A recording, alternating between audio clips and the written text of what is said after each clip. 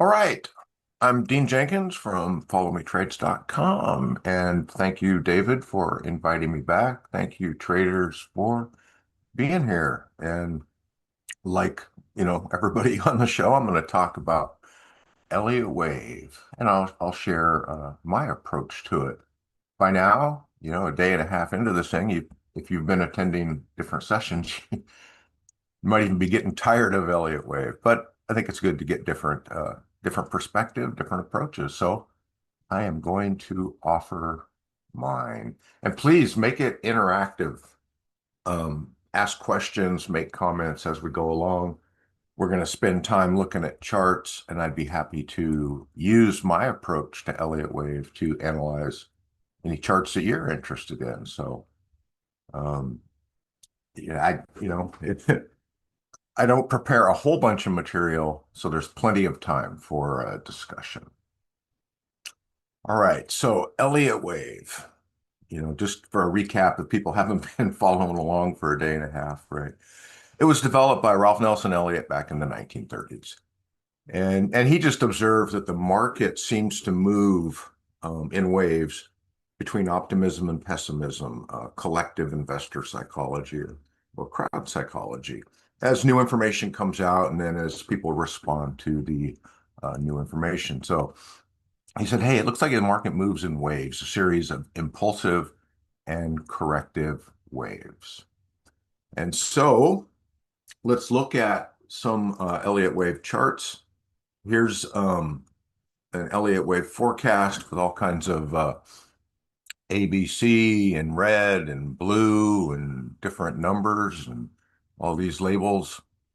If anybody here knows what that means, you can tell me because I don't. I have no idea what this means. Here's kind of a classic textbook Elliott wave talking about the grand super cycle and super and minor and minuet and all sub-minuet. If you know what that means, you can send me a note because I don't know what it means. And here's another Elliott wave.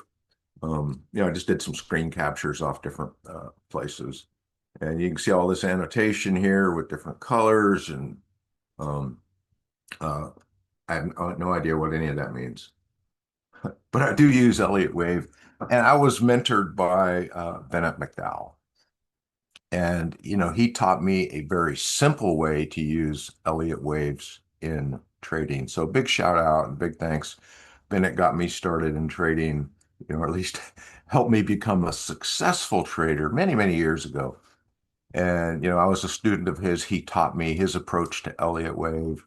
And then he congratulated me on grasping it and put action behind that and invited me to write a chapter in that book when it was time to publish it. So Elliott Wave Technique Simplified, Bennett McDowell is on Amazon and I did get to write a chapter in the book. So even though I have no idea what those charts mean, I do know a little bit about Elliott Wave. All right. So Elliott Wave, it's important. It's based, like we said, on uh, uh, uh, Ralph Nelson Elliott's theory about the market moving in a series of waves and, impulsive and corrective um, waves. And I look to trade wave three, which is the big wave. Sometimes the corrective wave, wave four, and then five is actually the best. It's the highest probability. And what I think frustrates people a lot about Elliott wave when they see a presentation, or I've had some people kind of roll their eyes or get skeptical when I'm doing other presentations. I say, "Oh yeah, I use Elliott wave." Oh, it's too complex. It's too subjective, right? And I think they're talking about this kind of approach to Elliott wave, and I would have to agree if that were the approach, um, I would be a little skeptical about that as well, to be honest. But uh, I'm doing something a little bit simpler, and I'm going to jump a slide ahead here. I'm going to get just a pen out, and I'm going to change color so we can see it on this white slide. I showed that idealized 5-wave pattern, which is, 1, 2, 3, 4, 5. There is the idealized Elliott wave pattern, and then after wave 5, there's typically some kind of an ABC complex correction before the next series of waves would start. And I can simplify it even more. What I'm really interested in when I'm trading Elliott wave is just 3, 4, 5. So I'm looking for what I call a shape on a chart. And it's this shape or some portion of this shape. So if I see, um, a big dramatic move on a chart, now obviously, it's going to move in higher highs, higher lows, higher. It's not going to move in a straight line like that. But if I do see a big impulsive move on a chart, well, it gets my attention because obviously something's going on there. If a chart's been channeling or whatever, uh, uh, some new information came out or, whatever, it has made some kind of unusual big move. And so by the time you see this, it's often too late. Right? I am loath to chase mature trends. Now, quite often, wave 3 will come out of a channel market. Right, here's an upper and lower. And you had some security that's moving between the channel. And when it breaks, that can be the start of wave 3. We see that often. So you can catch it. Okay. But it can be hard. But if I come and I see this, a big move, okay. Now what I'm looking for next, I'm not going to go long after, something's gone up a huge amount. I think, I'm not going to chase a mature trend. But what I know is what goes up ultimately must come down. And even if this is going to go on to new highs, there is almost always a pullback, some profit taking. So I go, okay, if I see this, then I'm expecting at some point this. And that's wave 4, a correction. And if I come see this, I'm expecting at some point this. And this is actually the highest probability trade. That's the one I like to see the most. So if I come see a chart that's got this, it gets my attention. And particularly if I see evidence that this is beginning. Oh, we got this. And it's the most highly probable because it has conformed to a known pattern, at least the early stages of a known pattern. And so if, part 1 of the pattern is there, and then part 2 of the pattern is there, there's a pretty good chance part 3 of the pattern will follow. So, like I said, that's uh, got my attention. That is super interesting. And you can trade, you can catch wave 3, a new trend. You can trade the correction. It's tricky, but sometimes, depending on where we're at in the overall market cycle or the cycle of an individual security, maybe that's all there is, and we can do real well. But wave 5, an impulsive move, is the best, highest probability trade. And this pattern uh, appears, I've been drawing a bullish version of it, up. But this pattern uh, works just the same in reverse. So a big impulsive move down, a correction up, and then a continuation down. And so, of course, this would be the most probable. The biggest difference with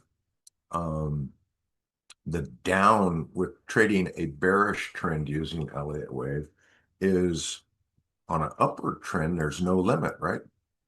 The sky is the limit. And we can use Fibonacci tools to project targets where the extension will go. And we're going to talk about Fibonacci tools. There's no limit on to the bearish side, there actually is a limit, and that's zero, right? So sometimes you'll see a big impulsive move and a correction, and the Fibonacci extension tools will suggest a target below zero. Well, you have to, live in the real world and go, well, it's not going, probably not going to zero, and it's certainly not going below zero. So that's the one big difference trading it using Elliott wave for bearish trades. So let's talk about Fibonacci numbers, and then we'll talk about how we can apply them on charts for a simple approach to Elliott wave. So Leonardo Fibonacci was an Italian mathematician in the Middle Ages, and he is credited with, discovering, or at least, identifying the number sequence. I don't know if you can discover numbers, but he identified the sequence. And something special about this particular sequence of numbers. And the sequence is 0, 1, 1, 2, 3, 5. And you get the next number. It has to start with 0 and 1. But then you get the next number in the sequence by adding the two previous numbers. So 0 and 1 is 1, 1 and 1 is 2, 2 and 1 is 3, 3 and 2 is 5, on up to infinity. So what's special about the sequence is the ratios of numbers in the sequence to other number positions in the sequence is constant. And those ratios turn out to be super important ratios. So a number divided by the previous number is 0.168. So 13 divided by 8 is 1.68. A number divided by the next highest number is 0.618. So 13 divided by 21 is 0.618. And a number divided by two places higher, so 5 divided by 13 is 0.3820. And those are absolute constant ratios. And it's a ratio of expansion or contraction. And we see this ratio, and particularly 0.618, which is called the golden ratio. It shows up everywhere in the natural world and in complex systems. So if you look at spiral galaxies, hurricanes, pineapple scales, pine cones, right? You will see this shape. If you see a weather map, right? And it also shows up, interestingly, for coastlines. And it shows up at all levels of magnification. So you can see this pattern. And then when you zoom in, you can see, smaller representations of the pattern within the longer pattern. It's fractal. So that's super interesting. So complex systems in nature and other complex systems like the financial markets respond to Fibonacci numbers and Fibonacci ratios. And so we can use that to give ourselves an edge in trading. So when I show this, where's my blank page that I could draw on? Here we go. When I show this shape, and I say, if you see a big run up, we can expect a prediction.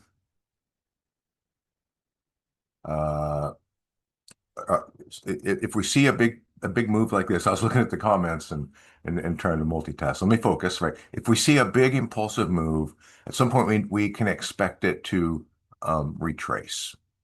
And then the big question is, how much? Can we predict how much it would retrace? And then after the retracement, we could expect it to have a continuation wave. And the question is, how much? Well, that's where Fibonacci tools and the Fibonacci ratios can help us a lot. And so after a big move up like this, we look for evidence. So I'm drawing straight lines just for ease of illustration here. But again, price moves, in an uptrend in a series of higher highs and higher lows. So when we see an impulsive move like this, we're looking for evidence for the trend to change. And by definition, a bullish trend, according to Charles Dow, right, is a series of higher highs, higher lows. That trend ends when it no longer puts in a high. Now it starts putting in low, lower high, new low. That's a trend change. So once we see an impulsive move come up, we see a trend change, we can say, oh, looks like wave 4 is starting. How low would it go? And what we can do is measure the length of wave 3 in price, and we can expect a correction from 0.38 to 0.618, Fibonacci retracement. Somewhere in this is the expected retracement range. And then we look for evidence of wave 5 starting with a high, higher low, new high, trend change, right? The corrections, low, lower, high, new low. The continuation, the new move up, high, higher, high, higher, high, higher, low, higher, high, higher, low, right? Oops, I didn't mean to change colors. And how high will this go? Well, we measure it 3 data points. So the correction is 2 data points, from the beginning of wave 3 to the end of wave 3. And then we'll change colors now. Let's go to green. Okay. So to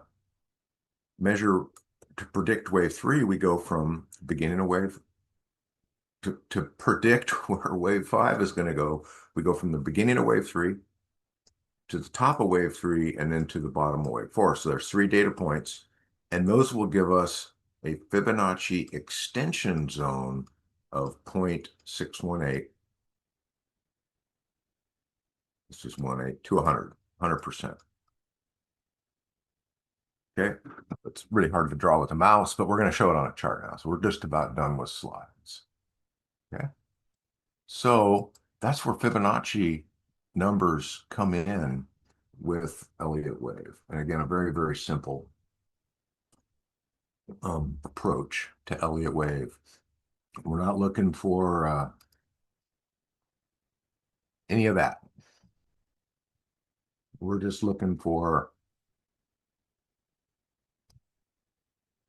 that shape right there. All right, let's look at it on real charts. Here is the S&P 500 SPY. Now, obviously, this moves, it's an index of 500 stocks, and this is a daily chart, and we're looking at 3 years worth of data. The S&P is going to move overall a little more slowly.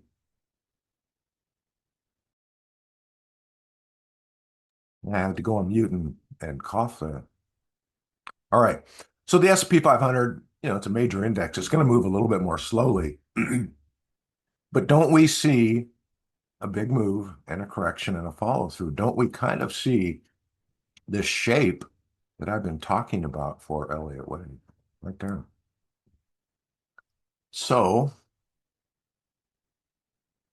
back in April, when all the tariff news hit and many people were calling for the end of the financial world as we know it, right, the market had a pretty good correction. Now, it's kind of expected. After a big run up, there is, I can almost say always, in fact, we'll just call it always. There's always some kind of a correction. And then if, sometimes corrections never end, companies' fortunes change and they just keep going down. But this is a major index, right? So pretty good odds that after a correction, it's going to keep going because it kind of always has.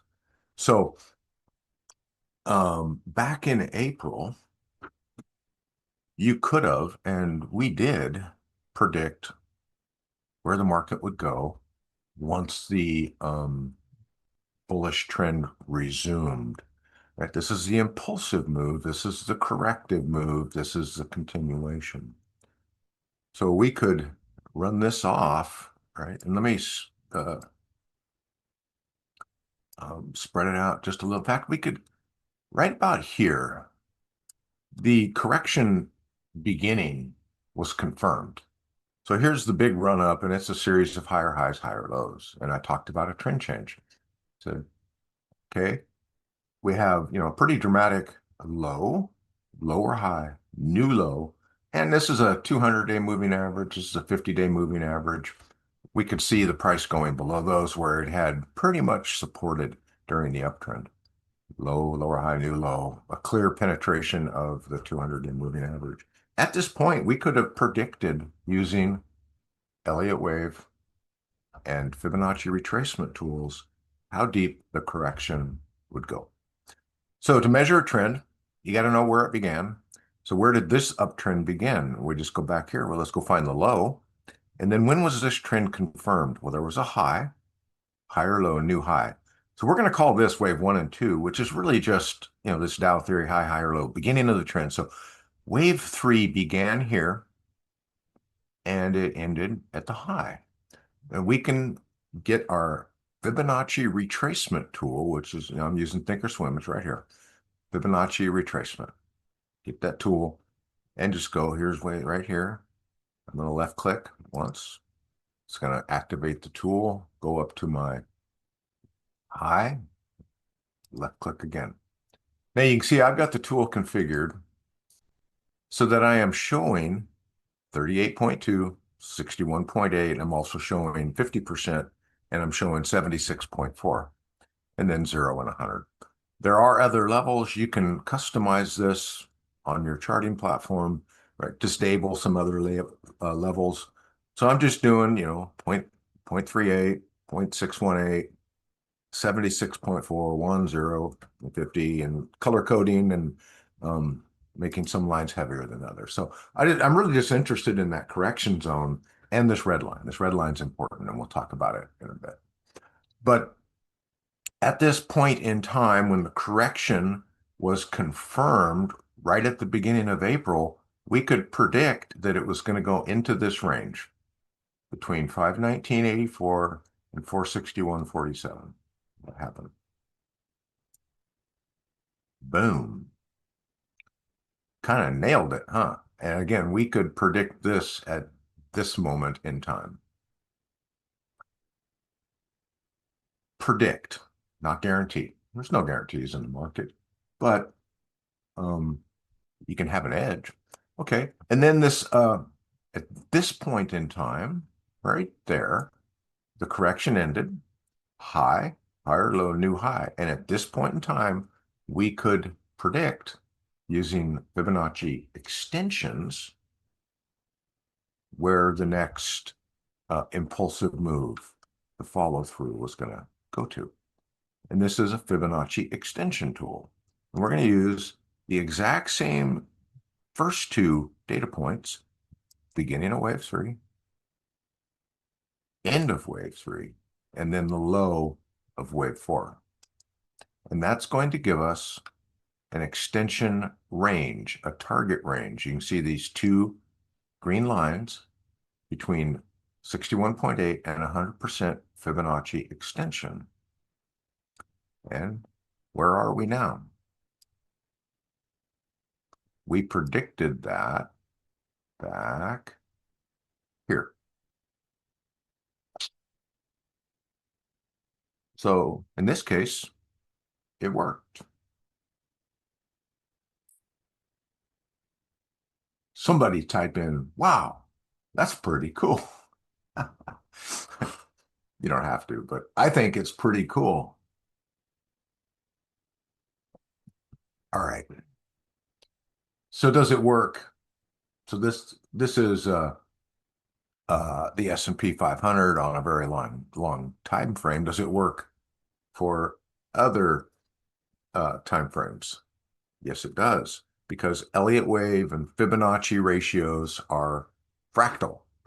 They are relevant and they appear at different levels of magnification. In fact, if you go to smaller time frames, you will find little 3, 4, 5 sequences within here. Like there's one, right? 3, 4, 5. Okay. 3, 4, 5. There are waves within waves.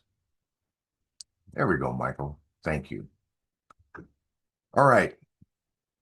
So let's look at an intraday chart for fun. Here is the E-mini continuous contract. Over here is a 10-minute chart. Here's a 1-minute chart. So again, one of the problems that people have with Elliott wave is they pull up a chart and they go, I can't get the wave count here on this chart. And they get frustrated and they try to kind of force it. But the real answer may be, well, that's because there is no wave count, right? Not every chart conforms or follows the Elliott wave pattern. And there's other patterns to trade, right? There's channels and trending channels, and some people like cup and handle, right? There's all kinds of chart patterns. People use candlestick, right? So Elliott wave's one of them. And it's not not every chart follows the Elliott wave sequence. So okay, don't try to force a pattern onto a chart when it's not there.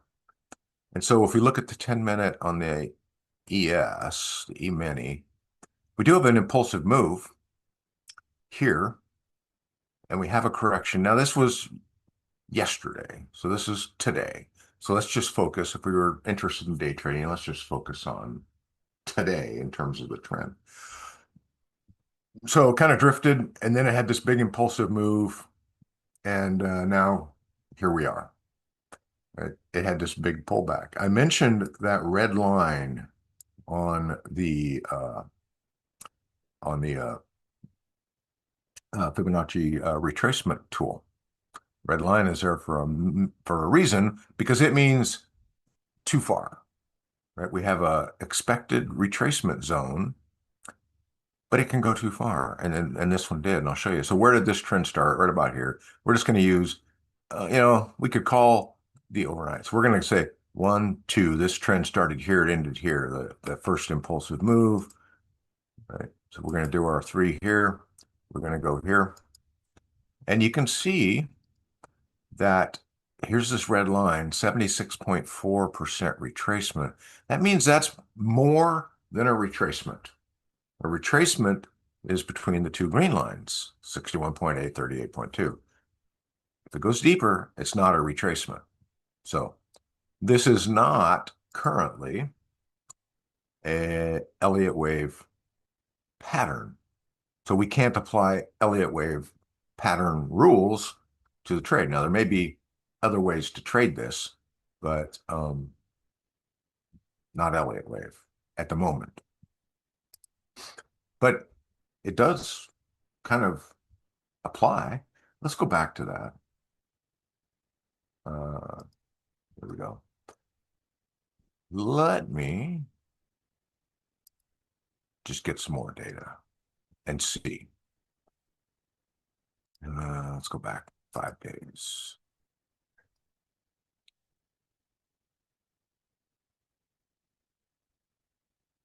And it doesn't look like in the last 5 days there was a super clear Elliott wave day, which is all right. This actually, if you use the overnight data or the previous days, that was an impulsive move, a correction. You could have traded that with a Elliott wave, depending on how you approach it. Okay. I trade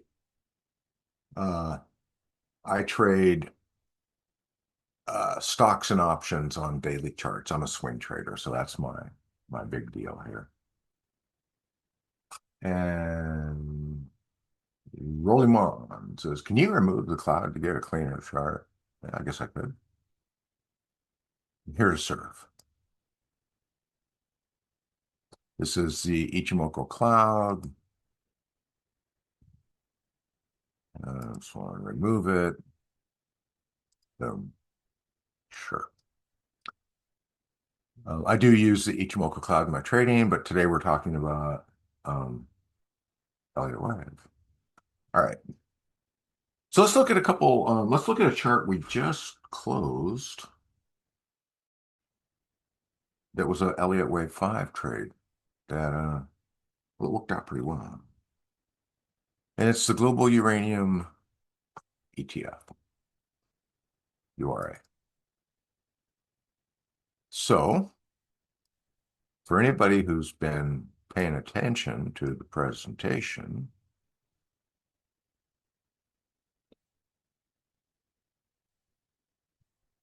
you will see the shape. Okay.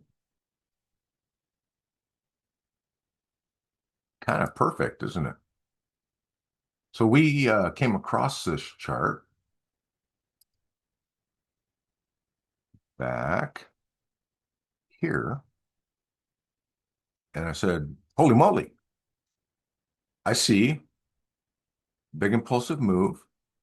I see a correction, and I see a new trend starting. This looks, for the world, like it could be a wave 5 starting.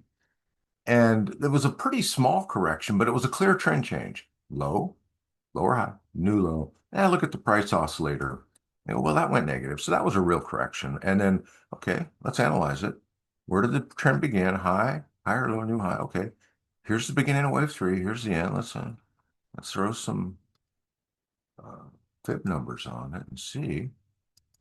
Okay, so had the big move, big, 22 to 42.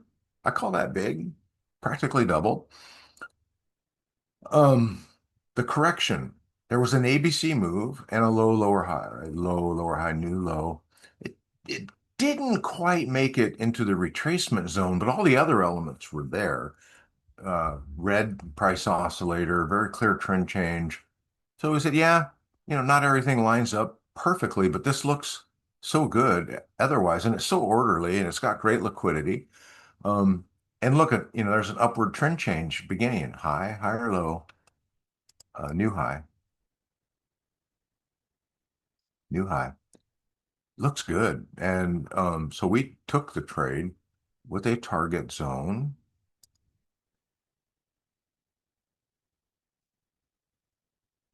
of, we rounded it to 50. We say, hey, you know what? We think we got a target of 50. The zone is 48, 59, 56, 51. We closed it yesterday. We took it back here, closed it yesterday. With an entry around $41 and a close at $50, and we took it with long call options. It was a 3-bagger, 200% profit, which is 3x on the option contracts. Not every trade works out like that, but I was pretty happy about that one. All right, let's look at another chart. Let's look at TMC, the metals company.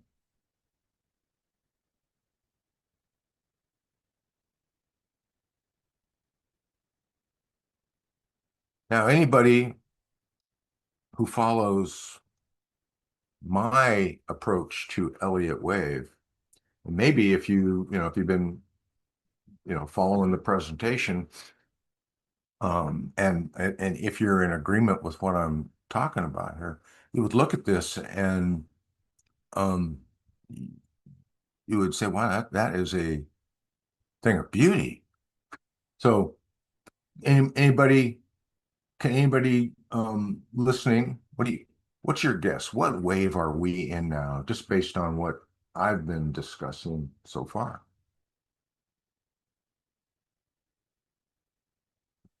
Anybody care to take a stab?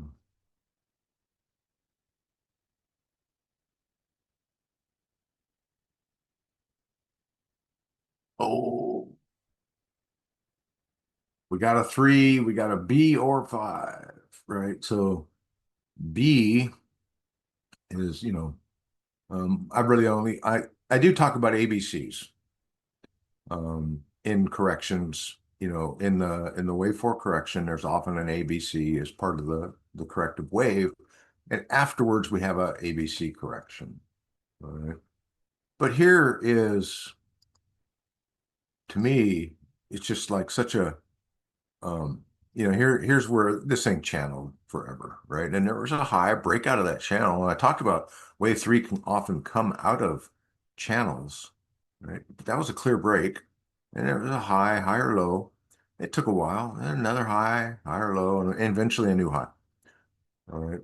But this move here, and it started here. So this all is a very dramatic, unbroken in terms of trend changes, right? Because it always put in high, higher, low, high, higher, low, high, higher, low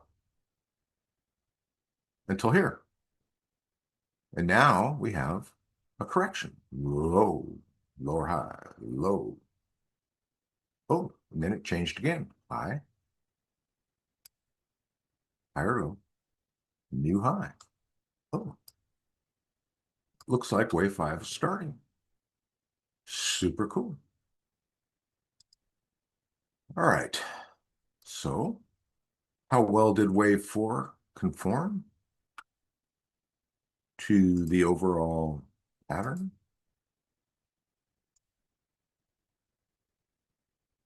Well, it went um, right into the expected retracement zone, which is 38.2 to 61.8. Perfect. It did have, a clear trend change with low, lower, high, low, lower, high, low, lower, high. The oscillator did go negative. Wow, perfect wave for it. Michael said I might be missing the fractal aspect of Elliott wave within wave. I think I touched on that. I think I talked about on the SPY and then looking at intraday charts. I tried to cover it. All right. Looks like wave 5 is starting, right? High, higher low, new high, oscillators positive. So what would be the target here for the metals company for wave 5?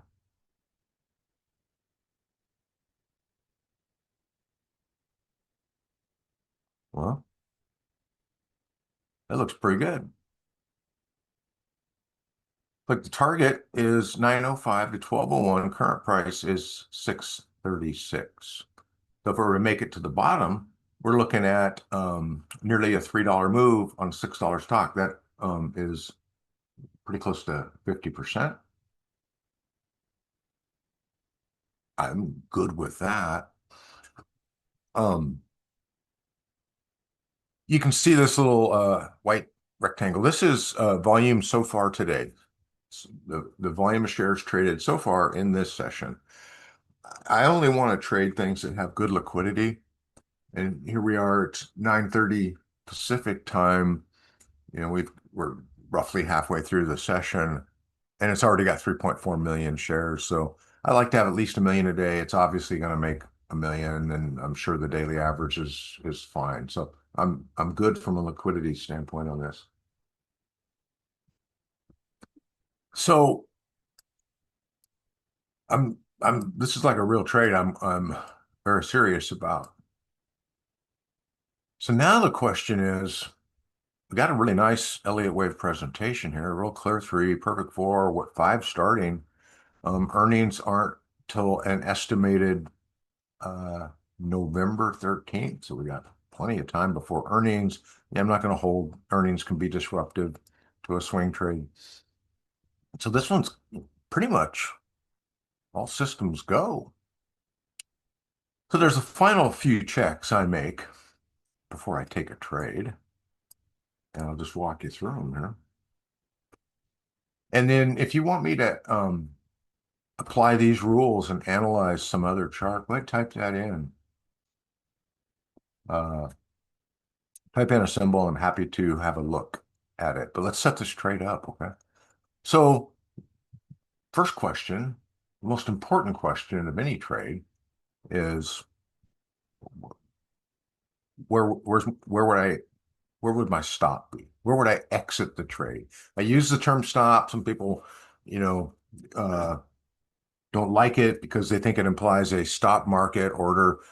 Use whatever order you want. I use the term stop as a predetermined exit point for the trade. And again, you can use whatever order type you like to execute the problem. The thing is, you got to do it, right? Um, you got to exit the trade if it hits your predetermined exit point. And so for me, I'm trading this uptrend, this wave five continuation. It's high, higher, low, high, higher, low, high, right? And there was a support level here at the 50-day moving average. It went down to it, it reversed, and it's heading up. I like this as a stop because if it goes down through here, then that's going to be high, new low. That's not going to, that's pretty good evidence that that trend would have ended. So my 50-day is at 576. The low of this one is at 580. I'm going to go ahead and put my stop just below, we'll call it, that was 570. Let's put it at 570, just so it doesn't, kind of wick through, um, fake us out. That's a pretty good number, 570. All right. If we hit 570, if I go long here and I hit 570, I'm out of the trade. It's failing. Yeah. All right. My entry price would be right now at 635.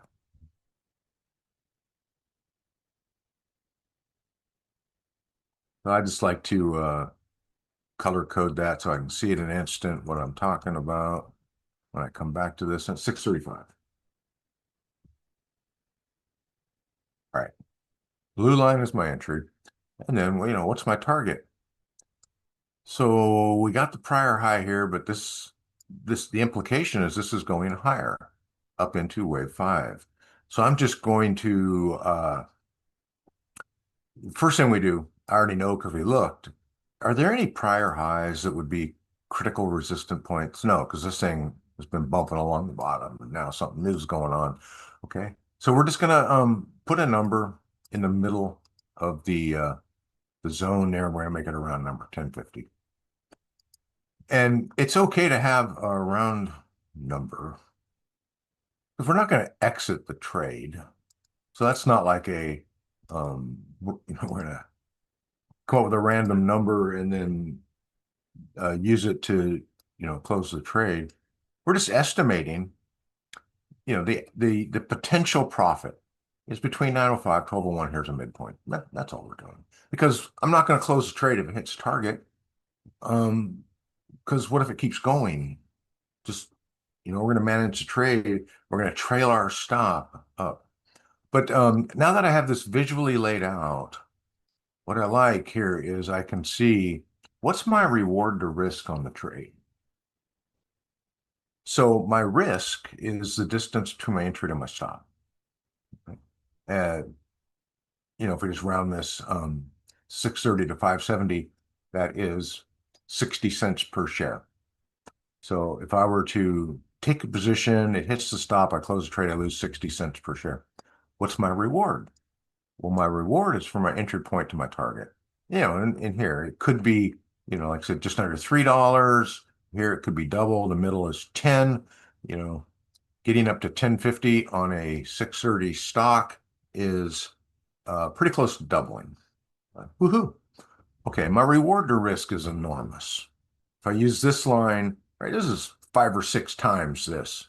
That's phenomenal, right? I want a high reward to risk ratio. I want high probability on the trade, which I have because it's following this Elliott wave pattern perfectly. If I got a high probability and I got a high reward to risk, I like all of that in a trade. High probability, high reward to risk. I'll never take a trade that could lose more than it could make. Never. I have, and it didn't go well. So I never will again. Got a couple of requests. So Matt says SPX today, M1. Not sure what you mean by M1. Are you looking for a day trade or a swing trade? What are you looking at? I use the SPY because I can actually trade it. And Raj says, why do you not draw the Elliott waves? I thought I did. Um, and Ashok says, problem with wave four is it often takes a long time. Um, Depends on the time. I mean, you can have a wave four develop, start, develop, and end in an hour on an intraday chart. Um, so, uh, yeah, it depends on the time frame you're trading for sure. Um, so let's look at SPY for Matt. Okay, and we showed this uh, on the daily chart, long term, big. This is implying that we're in the target zone. There may be more room to go, right? We still have the 50 crossed over the 200. We still have positive momentum. It is growing, so there is room for it to continue. Although this overall trend is fairly mature, so you may not want to bet the farm, but it's up today, right? The trend has not changed in terms of this bullish continuation move. It is still higher highs, higher lows, higher highs, higher lows, right? So just keep watching it. At some point, it will end, and there'll probably be a complex um, correction. And now he's saying M1 1 minute. We did look at that earlier, but let's go here to the SPY 1 minute intraday. Okay. So here's today, 10-minute chart. When I day trade, I like to use the 10-minute. I call it the roadmap. What's the bigger picture? You can see pre-market, it came up, big drop toward the open, went down, and now it's heading back. This is not really a good Elliott wave presentation. We discussed that earlier. Looking at the ES, but it's relatively the same. Okay. So here we are in a 1 minute chart. In terms of what I like to do for day trading, we had this big drop, we had this, now it's going sideways. I just don't feel like I have an edge on the S&P 500 intraday daily chart right now. It's going in a, bit of a channel here, isn't it, right now?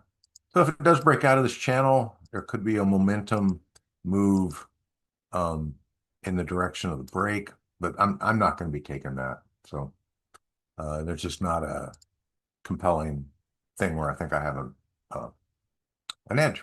All right. SR 555-111 wants to see open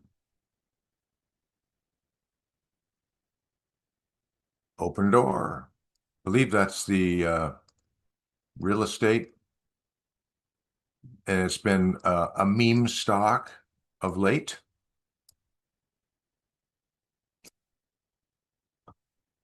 All right. Was there an impulsive move? Well, yeah, I think so. From $2 to over 10. Yeah. Uh, was there a correction? Yes. Was that correction sufficient? Let's measure it.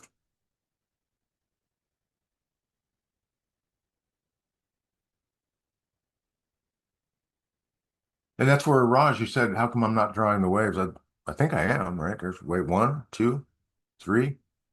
Yes, the correction was sufficient. Excuse me. So if you like trading meme stocks, now we have a correction for sure. Has the trend changed to the upside yet? Not really. We got a high. So we would have to have, for me, we would have to have some evidence of that with a higher low, new high before I would be excited about it. We don't have it yet, so we may not get it. If we get it, if and when, then the uh, prediction is, to the moon. This is obviously a meme stock driven by uh, momentum and emotion more than fundamentals. So it can be a wild ride. So if you like that, potential upside's big. So is the downside. It can blow through your stops. I like a little more orderly markets than that, but that's a quick analysis on that. You are welcome. Raj, gold for the long term. Let's use GLD, ETF.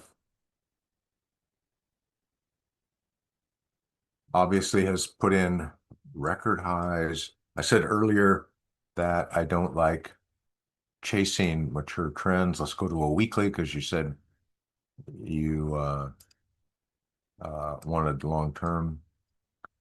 So in terms of a long-term investment, a lot of people that's why gold's up, or, they're worried about brick and what that's going to do to the US dollar, and that maybe gold's a better investment, and there's all kinds of ads for, you can have a self-directed IRA and own bullion.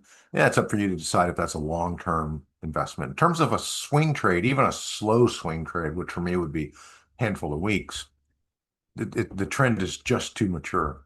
I'm not going to chase that. At some point, it's going to correct. History tells us that. How frequently do blown stops occur under normal trading conditions? It, and by blown stop, that means, price, to me, that means price gaps through your predetermined exit point. Um, like yesterday, CarMax. I wasn't trading CarMax, right?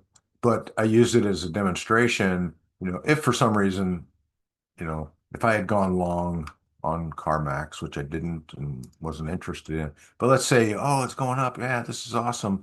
I would have put a stop here. And then yesterday it absolutely blew through it and it opened well below that stop. How often does that happen?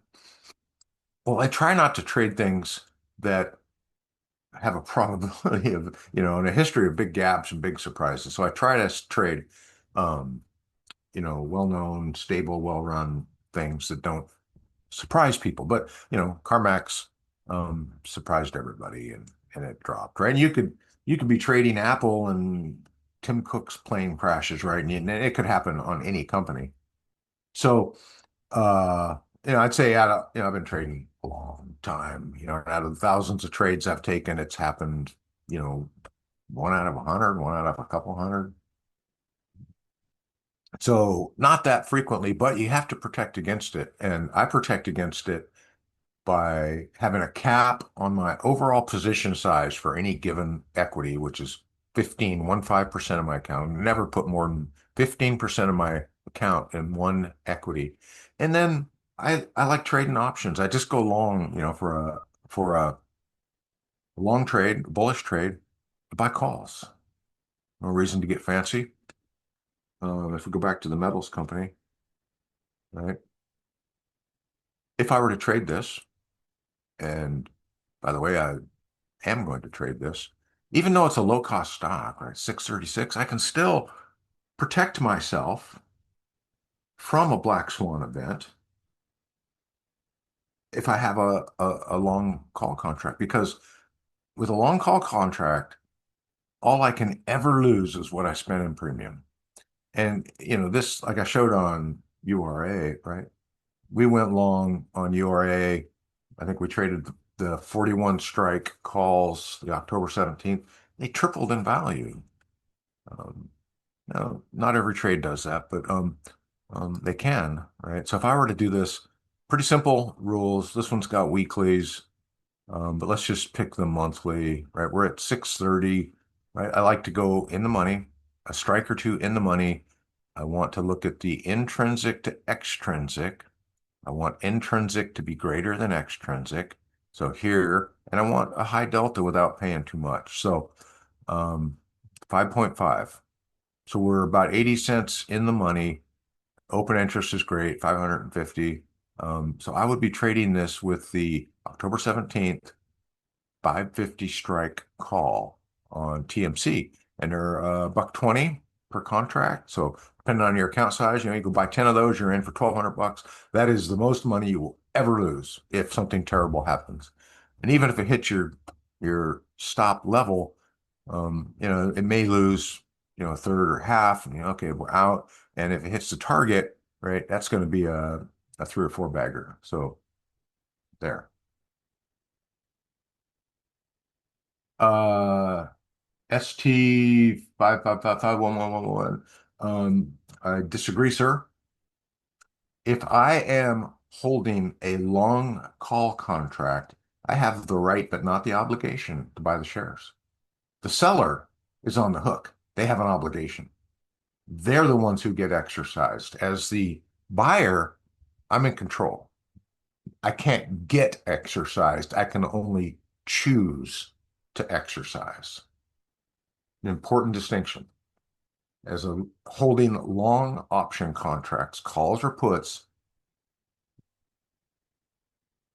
I can only lose the amount of money I paid for the premium. I can't get exercised. And you said you wrote, if you are exercised. If I am long, I cannot be exercised. Important to know that. If you let it expire in the money, yes, that is true. If you let it expire in the money, unless you tell your broker not to, they will exercise it, which will result in a profit, by the way. Um, if you're swing trading, you don't let your contracts expire. Okay. I hope I didn't sound too lectury, but it's important for people to know, right? The risk of long option contracts, if you don't let them expire, is only the amount that you paid for premium. All right. David, I think I am winding it down. Don't know if the next speaker is on deck or whatever. If you're interested and you would like to participate in our trades, I do have a service. I run Follow Me Trades. We have a stock option pick service, live sessions, Monday through Thursday. You have access to the trades. They've been doing phenomenally this year. So you get access to the trades, alerts, updates, real-time sessions, ongoing education. So, $47 a month, $400 for a year. Pretty good deal. People that are there, pretty happy. So I'd love to have you join. All right, David, I think I'm a wrap here. All right. I don't see Michael in the room yet. If you have anything else you want to share, um, or we can or we can stop.